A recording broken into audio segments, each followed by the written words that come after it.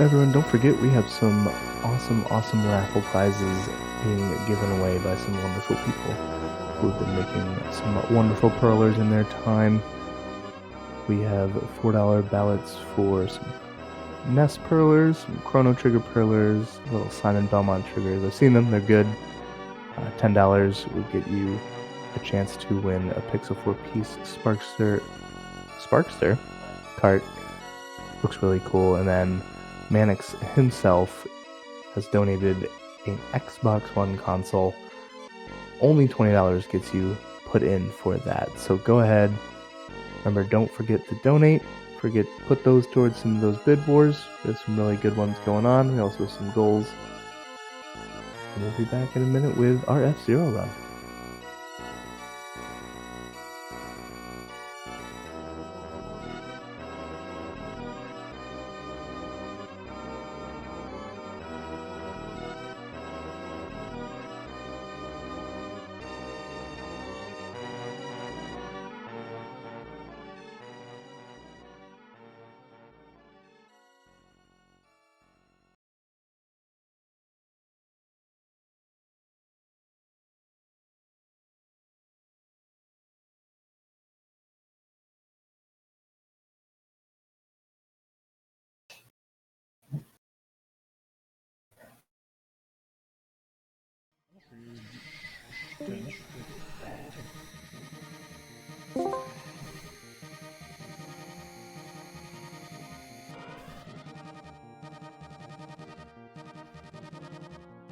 Alright, looks like our runner is ready to roll here, or hover, I should say, for our F-Zero run here. Welcome. This is why I get Cosmic to do those things. He always has something in his back pocket. Category F-Zero, category Queen League Fire Stingray on the SNES here. We have our wonderful runner, Moliman. Welcome, Moliman. Thanks for doing this run. Sorry, I can repeat. I was just saying, welcome in, and thanks for doing this run for us here. Yep. So, F-Zero is one of the first SNES game, along with Super Mario World. It's essentially a race game. The predecessor of Mario Kart, we can say that. With white object, but with way more RNG with the car. My main goal on the speedrun will be to avoid the most possible cars, since they could easily cut my speed. I don't know this speedrun, but I'm here to color commentate for Mollyman while he's dangerously driving. Don't try this at home. Yes, honestly, commentate and run F-Zero at the same time is pretty hard. That's why I absolutely needed a co-commentator. So just when you're ready, let's get going and give us a countdown for the timer. Perfect. So for this run, I'm gonna use a Fire Stingray since it's the fastest one, but also it has the weakest acceleration. So I'm gonna let's do the countdown. I will continue after. So 3, 2, 1, let's go. Let's go. So some characteristics about the Fire Stingray is it's the fastest car, but it's also the one that handles the worst. Right there. Think of Mario Kart's Bowser or Donkey Kong equivalents, and they accelerate really slow, so every time Mollyman bonks, which we hope is never, it's going to take a very long time to accelerate back to his top speed, unless he wastes his nitro, which is extremely rare. He only gets one. As you saw with Mike, the top speed of the game is 478. As you have seen, I get 10 km per hour. I need at least almost 7 seconds to just get 10 km per hour. So you see that it's. Every hit will be really costly, as you see on the last one, and I totally messed it up with the boosts. Not even NASCAR goes this fast. So you've probably seen there's some rocks on the side of the terrain, so it's harder to handle if you drive in that, but it also you lose speed. It's like going in grass or other types of terrain. If he hits a wall or an enemy, he does take damage, which is the power bar that you see at the top right. You can refill, usually sort of near the end of a lap. There's like a little colored bar that you can drive into, and that will let you refill your power bar. But if I reach on the quarter of the bar, I start to lose speed, and at this moment, the run is pretty mostly dead. So. But it won't gonna happen. Since the Jet Stingray have also the best power bar of the game. So at the worst, on worst case, I will say that I reach the half of the bar, but I will never reach the quarter. It's like a tank that can fly. Exactly. So 2 minutes 8 on the first track. Well, I get lots of hits, so it's still pretty good. So are there times where getting hit is actually useful? Like cutting corners or something like that? Or is it just bad altogether to get hit? As you see, I do some boost with the other cars since their starting paths are not RNG. So I use them to get some speed. Like bonk and have them bonk into you. Okay. Yes. Okay. No, I won't try it now. There is a big skip on the jumper after the line. I could just use it and go straight left, and I will skip 2-3 seconds of the car. But if I don't fall on the track, I just die. And it's pretty dangerous. It's doable on run, but since that death is pretty costly, it's not really worth it for 1 second and a half. It's if you land perfectly. Also, you probably noticed when he hits a jump, like a ramp or something, his speed goes up a little bit too. Yes. So every time he misses one, that's frames lost. I should start to think about using some boost here. I cannot. Okay, like now it's a perfect moment. So you get 1 per lap, which are the S's that you see at the bottom right. Yes, but I usually at race I play too much safe, and I don't use them if I don't need to. So I can only have 3 boosts per maximum. So if I don't use them, I just lose them after I get 3. And also you need to be pretty careful with the boost on turn, since with the boost speed you lose some grip, so every turn can be pretty hard. You need to decelerate. I don't know. Okay, I don't know what is wrong with me, but I totally forgot to lose the starting bank. I guess I'm just nervous. I know I'm a pretty big presence to have around. Okay, that was pretty dangerous. Using jumps with other car. If I can't bonk on them just before I took the jumper, and I will jump totally on a random direction, and usually you just land out of that round. So that was the first lap was just pretty dangerous.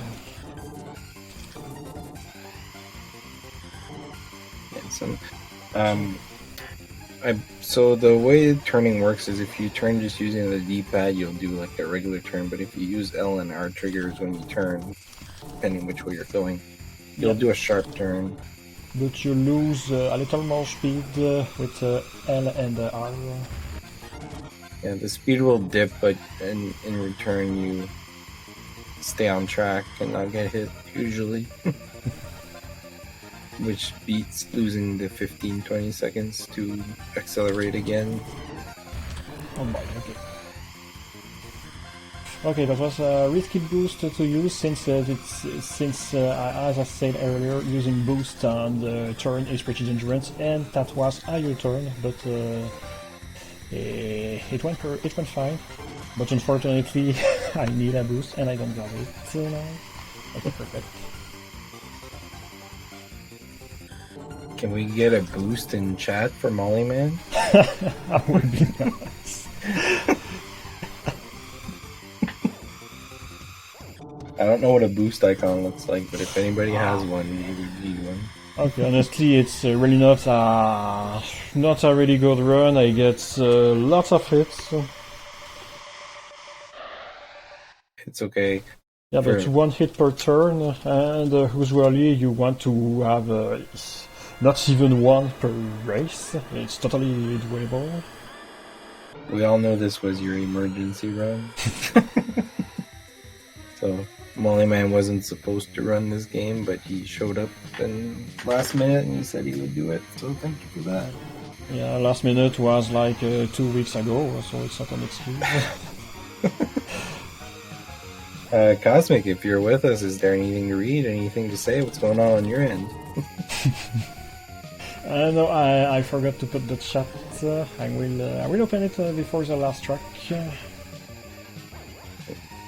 So we're at Whiteland 1. It's a pretty simple track, probably one of the easiest of the set of the Queen League, with the Mute City one, the first one.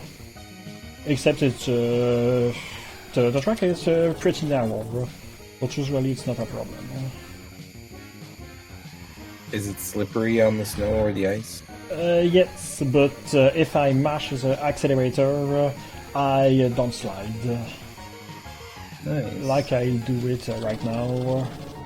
It's like pumping the gas on an old car. Yes, we can see that.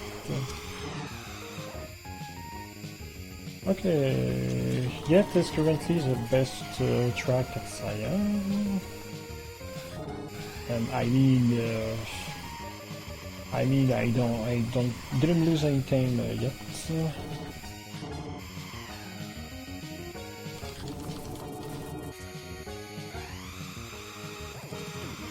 Oh, and unfortunately,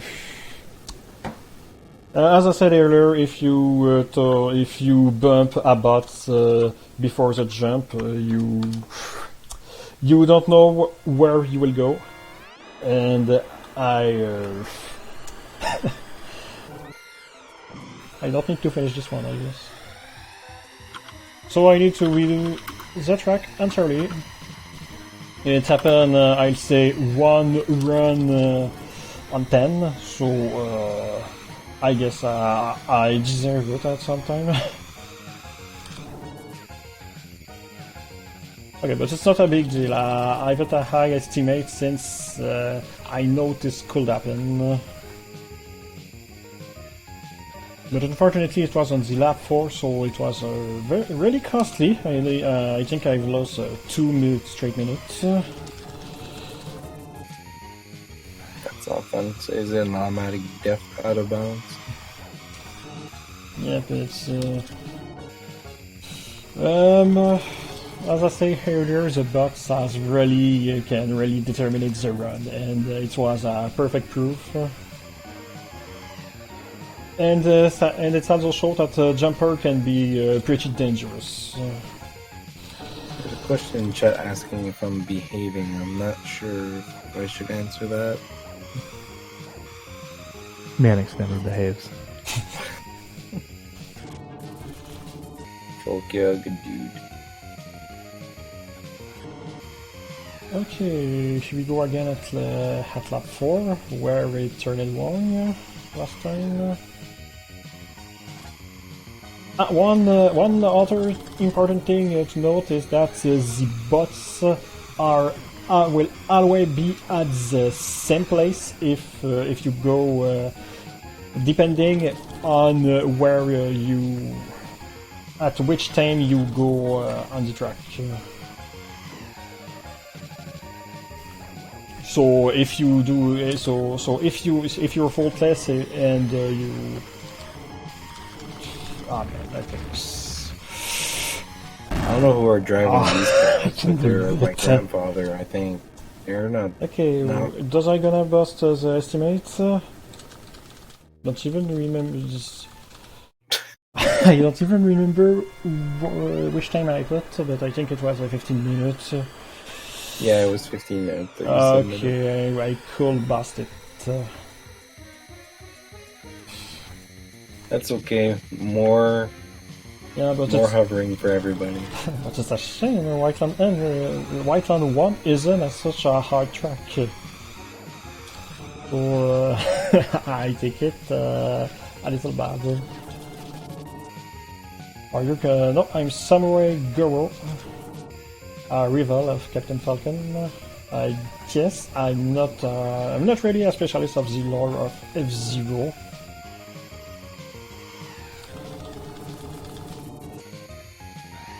But I did. I wonder what the F means. But I did every time on console, F-Zero, F-Zero X, and GX. And what the F stands for? Is it faster? Like faster than 0? Unfortunately, I don't think it have been revealed.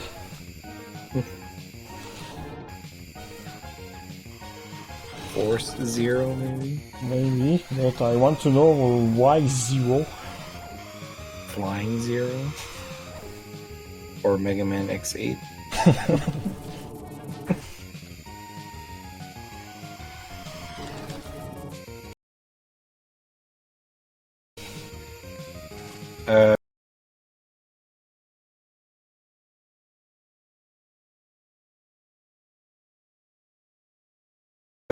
I was asking if you're Captain Falcon. You can be if you pick the Falcon car, whatever the name is. Yes, we can. It's Millennium Falcon. It's right? It's the first character of the game, the default one. By what I mean that is the first. It's where the cursor is when you run the menu. It's. Okay, sorry. I guess I didn't explain it very well. But anyway, it's the default character. Yeah. Which has all-around stats. He's not good in anything. Honestly, it's a mix. It's a perfect character when you start or when you want to be safe. It has a pretty good speed, pretty good acceleration, and a good grip too. And okay, finally I made it. Oh boy, well I will be way over the estimate. This track should take 2 minutes and 30 seconds, and it's also the hardest one. You're gonna see by two things. First thing, and 15 seconds, I'm gonna do a two U-turn. I'm just glad I put my money on you because everybody else is way slower than you. And second thing, there will be a huge jump. If I don't have at least, I will say 350 km/h, I just don't land. I crash. So if I bunk a box before doing the jump, I will simply die. And this is the most stressful part of the run. Since my boot death on Whiteland N was just some noob death. Okay, one safe strat it's to use the boost right before the jump, and this is what I'm gonna do there. So you're pretty sure that you're gonna have enough speed to land. This is a good track example showing that you can cut corners and take damage even if it's slow. It's the turn itself is faster. So Yeah. But those one, if you mean about the blue circle on the track, those wasn't really corners. It's just I can land on it, and I just get some damage. Oh boy, okay. It's really not my day for F-Zero.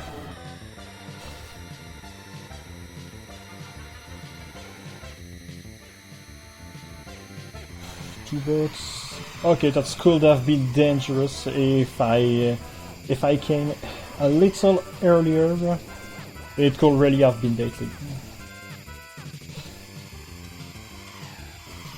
So last lap, the time will be when I reach the finish line.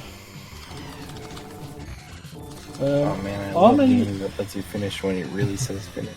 How many times did I took a bot on those U-turn? I think at least 3 or 4 times. No. Anyway, it was our fault. Okay, this is finished. 17 minutes and 12 seconds. GG. Yeah, if we can say GG. Well, Well, GG. From me, it's the best F-Zero run I've ever commentated.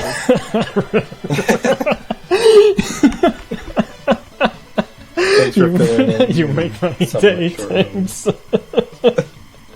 Alright. Yeah, but I guess you're right. It was your first time, as you said earlier.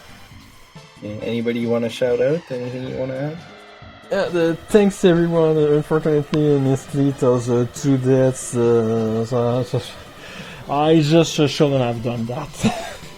I would have that 1 time in Whiteland 2 this track, and I would have taken it. But on Whiteland 1, it's ridiculous.